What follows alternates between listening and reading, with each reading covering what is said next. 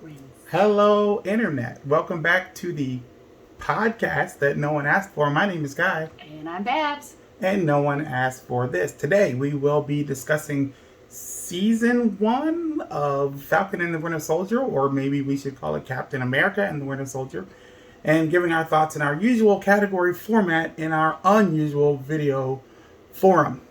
So let's jump right into it. Babs, what was your gut reaction to Falcon and the Winter Soldier? These super soldiers out here. I mean, I want to get some serum. Does anybody know where I can get some serum? That's all I have to say. Hit me And I don't have much to say. It's very obvious that I would love the way they presented it and everything. And oh, Captain, my Captain, I'm ready. Give me more. Shoot it into my veins. I love these characters. Next up, we're going to talk about our most memorable moment. Babs, what was your most memorable moment? Most memorable moment was the scene where John Walker gets his ass handed to him by the Dora Milaje. I thought it was great, and there was also the moment where Bucky doesn't have the admin code to his own arm, so that's tough. That's a tough look for him. Yeah, that was tough to watch. I mean, he made the sad puppy dog face when the arm falls to the floor. He was like, "What? Why didn't you guys tell?" And they had a lot of these bro moments in the show, and it's not really a category I could fit it into, but if you have ever been a male around other males, there you have a bro moment where something happens, you're embarrassed about it, and your friend saw it, and so there's no way to walk it back, or even, and you know there's no way to explain, and you're gonna get jokes about it forever. Bucky's arm falling off. Sam's never gonna let that go forever. It's gonna be like, remember that time your arm fell off in the fight, and you didn't even know they could do that. So that's a bro moment. For me, my most memorable moment is the Sam Captain America suit scene, and I'm cheating, and I'm not even taking like one moment of it. I'm taking the whole scene, from when he throws the shield through the window to when he gives the campaign speech on the streets, to when he flies off at the end of get the last flag smasher super soldier person. But that moment was amazing. I was on the edge of the sofa the whole time, and I mean, the cartoon suit looked good to me. It did. Like it is what it is. If you look at it too long, it's like, how corny is this? But at that moment, that's not what I was thinking. So it's I Marvel. loved it. It can be corny enough and Yeah. still be loved. When Loki shows up with those giant horns next time, we're going to be like, this looks so stupid. Reindeer games. Later online. But when we look at it on our TVs and we're just enjoying the moment, we're just going to be smiling, because that's how these things work.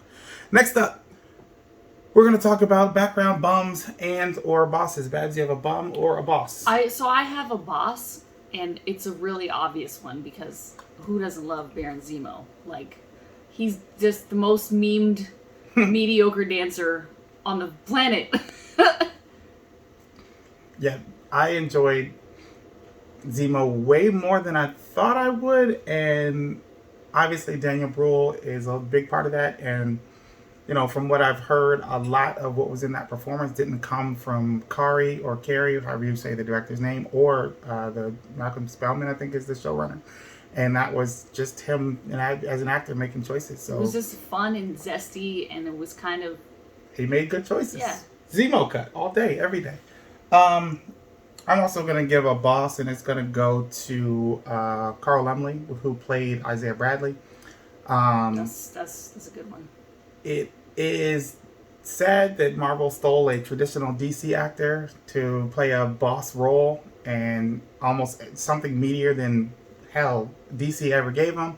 But kudos to the actor. He did a great job. Next up, we're going to talk about, or actually we're going to give a special shout out, and piggybacking off of what I just said, my special shout out is going to Kerry Scotland, the director of the series. It looked beautiful. And not just from a cinematography aspect, but from the way the action was filmed, the way the drama was filmed. Nothing distracted from the emotions that were going on screen. And who knew television could be so movie? That's corny. What about you, Babs? So my special shout out goes to Marvel's grand tradition of villains doing the right thing the wrong way. Like Carly Margarethow Thanos, Killmonger. She fits right in with all those people. Like she was right, but going about it the wrong way. So.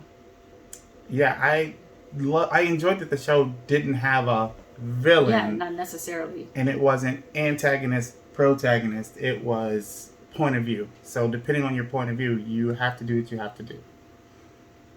I mean, technically, Iron Man building that suit in his garage in 2000 whatever wasn't legal, but he had to do what he had to do. He's always been doing stuff like that. Right. Next up, we're gonna give out the most valuable, however you make a P, performer. Babs, who is your MVP? My MVP, I'm gonna go with a good heel. Wyatt Russell as doing some good heel work out here. Like, he was so hated by fans for his heel work. They weren't even super soldiers. Yeah. Womp womp. Like, that's some good acting.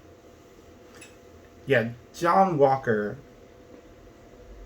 is a tough character to, I don't want to say land, but I want to say, like, enable as an actor, because you wanted to make him believable, but he can't be too corny, he can't be too angry, and he can't be too erratic. Yeah. And yet he has to be all of those things in the story, which was, I don't know, it all worked. You have to, like, hate him, and he has to just be, like, you just want to punch him, and you have to be a little afraid of him. Like a watered-down Homelander. I mean, Homelander is... And that's another level. You've heard my notes, and my thoughts on Homelander are documented in our podcast. But yeah, so, I mean, my most valuable performer is pick one, Bucky or Sam. I didn't want to have to pick one, but honestly, those characters, Bucky has an arc, and Sam is a great wingman. Ooh, crushing it on the wordplay.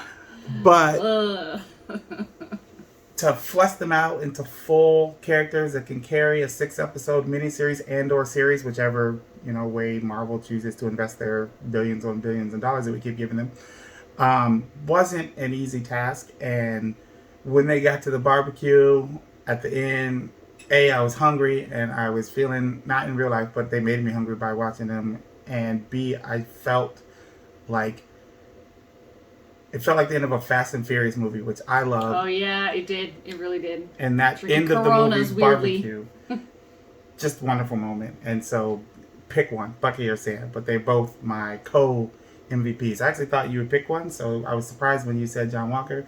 And then I had to claim both of them, because we're not leaving anybody out. We're inclusive on the No One Asked for This podcast.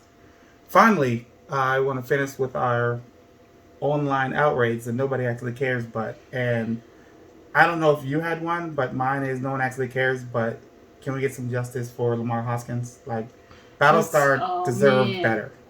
You hear me, Feige?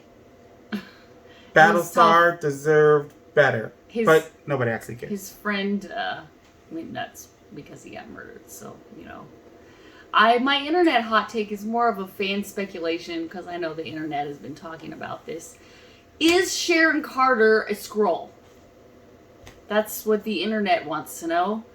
And I don't need the answer. I don't know if I think that she is, but it's an interesting fan theory, I think.